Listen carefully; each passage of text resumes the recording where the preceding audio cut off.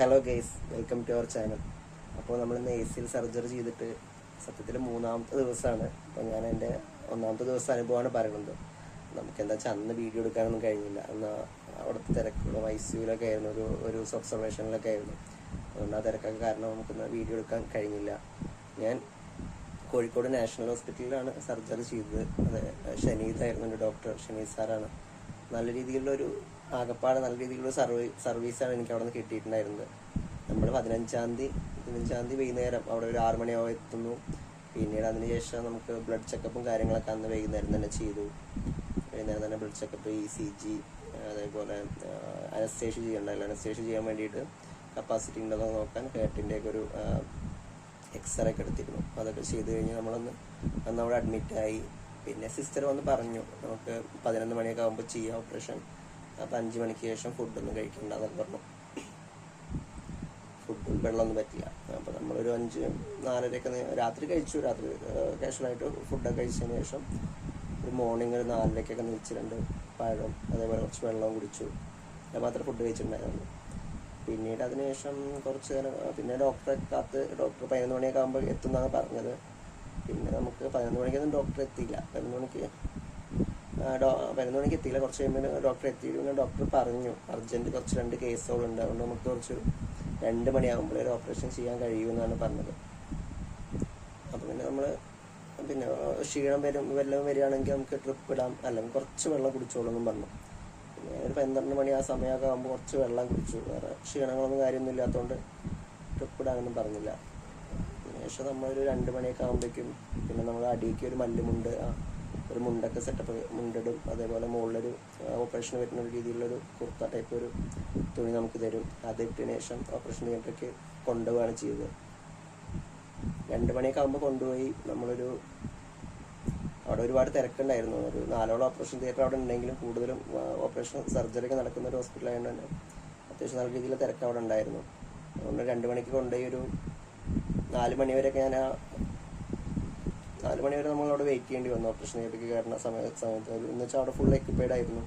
അതിനുശേഷം നമ്മൾ 4 മണിക്കൊക്കെ ഓപ്പറേഷൻ തിയേറ്ററിൽ കയറ്റി. അതിനുശേഷം നമുക്ക് അനസ്തേഷ്യ വിഭാഗം വരും. അനസ്തേഷ്യ വിഭാഗം വന്നിട്ട് നമുക്ക് സ്പൈനലിനാണ് തരിക. എന്ന് വെച്ചാൽ അനസ്തേഷ്യക്കുള്ള കാര്യങ്ങളൊക്കെ അവർ ചെയ്യും.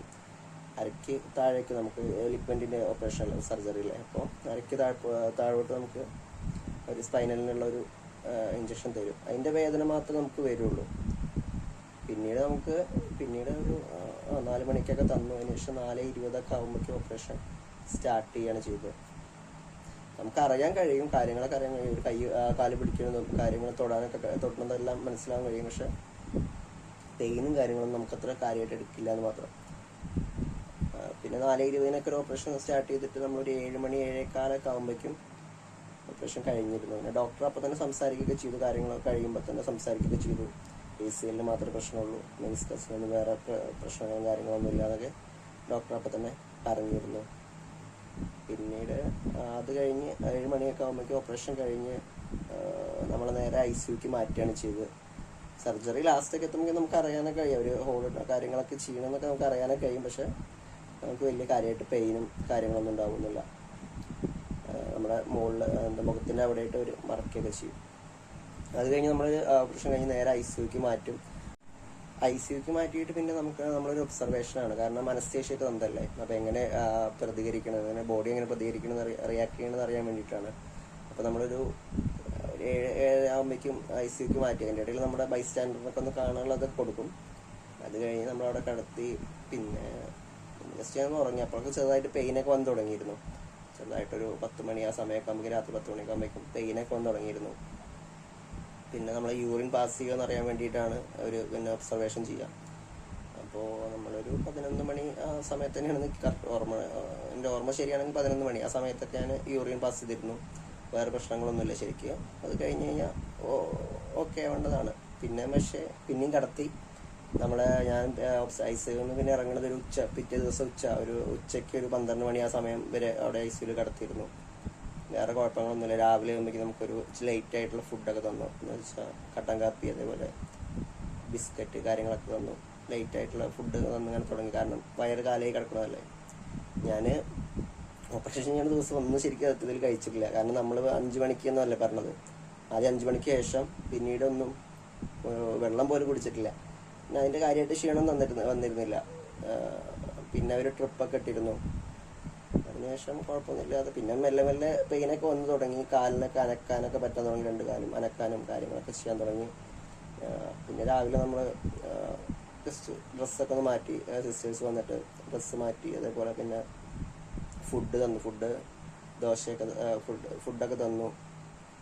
അതിനുശേഷം കുറച്ച് നേരം കൂടി ഒബ്സർവ് ചെയ്തിട്ട് പിന്നെ നമ്മളൊരു ഉച്ച കഴിഞ്ഞതിന് ശേഷം നമ്മളെ വീണ്ടും വാർഡിക്ക് തന്നെ മാറ്റുകയാണ് ചെയ്തത്. പിന്നെ അവരുടെ ഭാഗത്ത് നല്ല രീതിയിലൊരു സഹകരണമായിരുന്നു, നല്ല രീതിയിൽ സർവീസായിരുന്നു. പിന്നെ നമുക്ക് വേറെ പ്രശ്നങ്ങളൊന്നുമില്ല എന്ന് എല്ലാവർക്കും പറയാമായിരുന്നു. വേറെ പ്രശ്നങ്ങളൊന്നും ബുദ്ധിമുട്ടുകളൊന്നും കാര്യമായിട്ട് ഉണ്ടായിരുന്നില്ല. പിന്നെ എൻ്റെ കേസ് പറയുകയാണെങ്കിൽ പെയിന് അത്യാവശ്യം കമ്മി തന്നെയായിരുന്നു. പെയിൻ ഉണ്ടായിരുന്നു, പക്ഷേ അതിന് ശേഷം ICU മാറ്റിയതിന് ശേഷം വീണ്ടും അധികം പെയിനൊന്നും നമുക്ക് ഉണ്ടായിരുന്നില്ല. പിന്നെ നമ്മൾ നാഷണൽ ഹോസ്പിറ്റലിലാണ് ചെയ്തതെന്ന് പറഞ്ഞല്ലോ. അവിടെ ഒരുപാട് ACL സർജറി ഒക്കെ ഒരുപാട് നടക്കുന്ന ഹോസ്പിറ്റലാണ്. അതുകൊണ്ട് തന്നെ വേറെ ആൾക്കാരെ ഞാനവിടെ കാണുകയുണ്ടായി. പിന്നെ നല്ല രീതിയിലുള്ള സ്റ്റാഫാണെങ്കിലും ഡോക്ടറാണെങ്കിലും എല്ലാവരും നല്ല രീതിയിലൊരു സർവീസാണ് അവിടെ പ്രൊവൈഡ് ചെയ്യുന്നത്. നമ്മൾ വേറിട്ട് പറയുക തന്നെ വേണം. ഞങ്ങളിപ്പോൾ വരുമ്പോൾ എല്ലാ ആ രീതിയിൽ അവിടുത്തെല്ലാം താങ്ക്സ് ഒക്കെ പറഞ്ഞ് ഡോക്ടറാണെങ്കിലും നമ്മൾ എല്ലായിടത്തും നല്ല സപ്പോർട്ടാണ്. ഇനിയുള്ള കാര്യങ്ങളായിരുന്നു ഫർദറായിട്ട് നമുക്ക് ഇനി ഫിസിയോ ഒക്കെ ചെയ്തിട്ട് വേണം ഒന്നുകൂടി മുന്നോട്ട് പോകാൻ. കീ ഹോൾ സർജറി എന്ന് പറയുമ്പോൾ ഒരു 50% മാത്രമേ നമുക്ക് സർജറി എന്നുള്ളൊരു പ്രോഫിറ്റ് കിട്ടുന്നുള്ളൂ. അതിനുശേഷം ബാക്കി നമ്മുടെ ഒരു ഇമ്പ്രൂവ്മെൻറ്റ്സ് ഒക്കെ നമ്മുടെ ഫിസിയോനെ സംബന്ധിച്ചിരിക്കും. അപ്പോൾ അതിൻ്റെ ഭാഗമായിട്ടുള്ള കാര്യങ്ങളൊക്കെ സാർ പറഞ്ഞു തന്നു. പിന്നെ നമ്മൾ ICU ഇറക്കിയതിന് ശേഷം പിറ്റേ ദിവസം മാത്രം നമ്മൾ അവിടെ നിന്നു. പിന്നെ ഡോക്ടർ വന്ന് കണ്ട് ഇതൊക്കെ റിമൂവ് ചെയ്തപ്പോൾ ക്ലോത്ത് നമ്മുടെ മുറി കെട്ടിയതൊക്കെ റിമൂവ് ചെയ്തപ്പോൾ വേറെ പ്രശ്നങ്ങളൊന്നുമില്ല. പിന്നെ എനിക്ക് വലിയ കാര്യമായിട്ട് പെയിനൊന്നുമില്ല. നമുക്ക് പെയിനുള്ള മരുന്നൊക്കെ അവിടെ കൊടുന്ന് വെച്ചിരുന്നു ട്രിപ്പ് കയറ്റാൻ. പക്ഷേ വലിയ പെയിൻ ഇല്ലാത്തതുകൊണ്ട് പിന്നെ നമ്മളത് കയറ്റിയില്ല. അപ്പോൾ പിന്നെ ഇന്ന് വേണമെങ്കിൽ ഇന്ന് ഡിസ്ചാർജ് ചെയ്യാൻ പറഞ്ഞു, അല്ലെ പിറ്റേ ദിവസം ചെയ്യാൻ പറഞ്ഞു. അപ്പോൾ ഞങ്ങൾ പിന്നെ വെയിറ്റ് ചെയ്തൊന്നുമില്ല. ഫ്രണ്ട് വരാമെന്ന് പറഞ്ഞപ്പോൾ പിന്നെ ഞങ്ങൾ അന്ന് തന്നെ ഡിസ്ചാർജ് ചെയ്ത് പോരുകയാണ് ചെയ്തത്. ജസ്റ്റ് ഇനിയുള്ള ഫിസിയോക്കുള്ള കുറച്ച് സ്റ്റെപ്സൊക്കെ സാറ് പറഞ്ഞുണ്ടായിരുന്നു. ഇതാണിപ്പോൾ ജസ്റ്റ് നമ്മുടെ കാലിൻ്റെ അവസ്ഥ. വേറെ പ്രശ്നങ്ങളൊന്നുമില്ല. നമ്മുടെ നീരൊക്കെ കുറച്ച് കമ്മിയായിട്ടുണ്ട്. ഇതിനേക്കാൾ നീരുണ്ടായിരുന്നു. പിന്നെ ഞാൻ ഐസ് പാക്കൊക്കെ വെച്ചിട്ട് കുറച്ച് നീര് കമ്മിയായിട്ടുണ്ട്.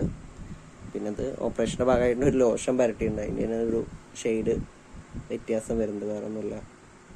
ഫിസിയോൻ്റെ ഭാഗമായിട്ട് നമുക്ക് ജസ്റ്റ് ഇങ്ങനെ സ്ട്രെച്ചിങ് എക്സസൈസുകളും പിന്നെ അങ്ങനെ ഒരു പ്രസ് ചെയ്യുന്ന ടൈപ്പ് എക്സസൈസാണ് ഇപ്പോൾ ചെയ്തു വരുന്നത്.